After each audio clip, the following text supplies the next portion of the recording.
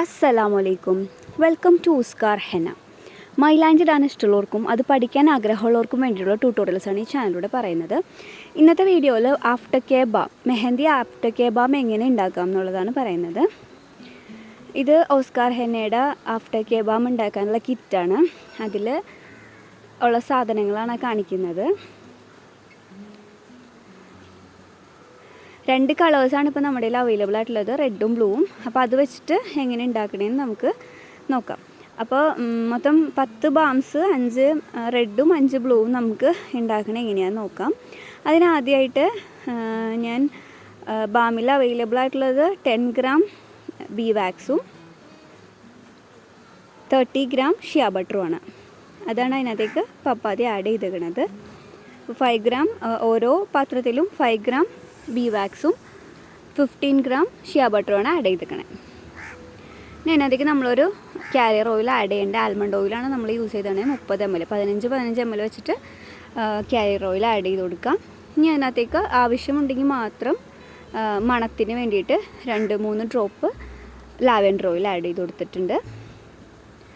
ഇനി അതിലേക്ക് colour add ചെയ്ത് കൊടുക്കുകയാണ്. ഒരു പിഞ്ച് മാത്രം കളർ, റെഡ് കളറും ബ്ലൂ കളറും ഓരോന്നിലേക്കും 2 കളർ ഇട്ടാൻ വേണ്ടിയിട്ട്. ഇത് രണ്ടും കളറും മണവും നമുക്ക് ഓപ്ഷണലാണ്, ഇഷ്ടമുണ്ടെങ്കിൽ മാത്രം ചെയ്താൽ മതി. എന്നിട്ട് ഇത് നമ്മൾ ഡബിൾ ബോയിലിംഗ് മെത്തേഡിലാണ് ശരിയാക്കി എടുക്കുന്നത്. അതായത് ഒരു പാത്രത്തിൽ വെള്ളം തിളച്ചിട്ട് അതിൻ്റെ മുകളിൽ ഒരു ബൗളിൽ ആ ചൂടിൽ ഇത് ഉരുകി കിട്ടണം. അങ്ങനെയാണ് നമ്മളിത് ഉണ്ടാക്കുന്നത്. അപ്പോൾ നന്നായി ഉരുകി വരുമ്പോൾ നമ്മൾ കണ്ടെയ്നറിലേക്ക് ഒഴിച്ച് സെറ്റാവാൻ വെച്ചിട്ട് അത് ബാം കൺസിസ്റ്റൻസിയിലേക്ക് മാറാണ് ചെയ്യുന്നത്. സാധാരണ നമ്മൾ ബാം എന്ന് പറയുമ്പോൾ പീൻ ബാമുകളൊക്കെയാണ് നമ്മൾ കേട്ടിരിക്കുന്നത്. അപ്പോൾ ഈ ആഫ്റ്റർ കെയർ ബാം നമ്മൾ യൂസ് ചെയ്യുന്നത് നമ്മുടെ മെഹന്തിക്ക് നല്ല കളർ കിട്ടാൻ വേണ്ടിയിട്ടാണ്. ഇത് ഒഴിച്ചിട്ട് നമ്മൾ അതിന് മുകളിൽ കുറച്ച് റോസ് പെറ്റൽസ് ഒരു ഭംഗിക്ക് വേണ്ടിയിട്ട്, അതൊക്കെ ഓപ്ഷനായിട്ടുള്ള കാര്യങ്ങളാണ്, നമ്മൾ ഇട്ട് കൊടുക്കുകയാണ് ചെയ്യുന്നത്. എന്നിട്ട് സെറ്റ് ചെയ്യാൻ വേണ്ടിയിട്ട് മാറ്റി വെക്കാം. എന്നിട്ട് ലിഡിട്ട് ക്ലോസ് ചെയ്ത് നമുക്കത് സെയിൽ ചെയ്യാനായിട്ട് യൂസ് ചെയ്യും.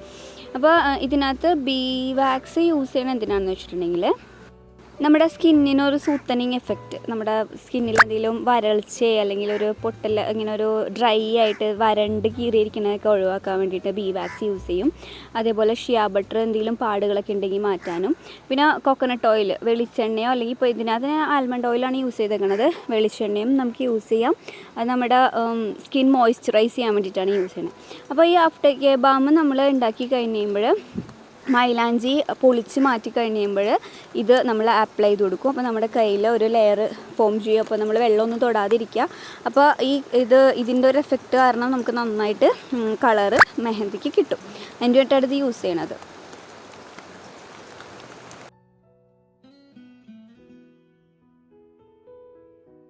ഇനി അത് നമുക്ക് ലിഡ് ഇട്ടിട്ട് അത് കറക്റ്റ് ചെയ്ത് സെയിലിന് വേണ്ടിയിട്ട് ഉപയോഗിക്കാം.